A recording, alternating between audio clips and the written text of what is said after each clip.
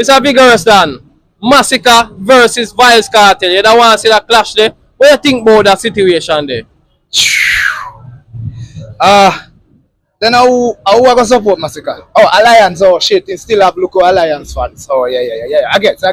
Because me tell you already, say Masicka, feel look drop crumbs of fans them. Can't back him in a none at all. Because Alliance and Gaza are back Masicka career. And when you mix all Masicka with alkaline, that is very disrespectful. You see me? Because Masicka really not have no career right about now. Alright. You want to bet him not try if he even say him put a war to Kartel. Why you think he apologize? Because he not have no career, them a back him. He not have no fans.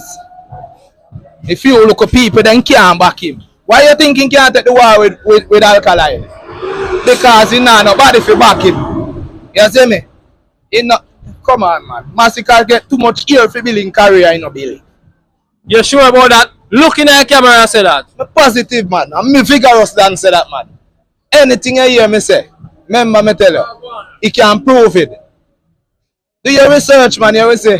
You will see it. You will see it.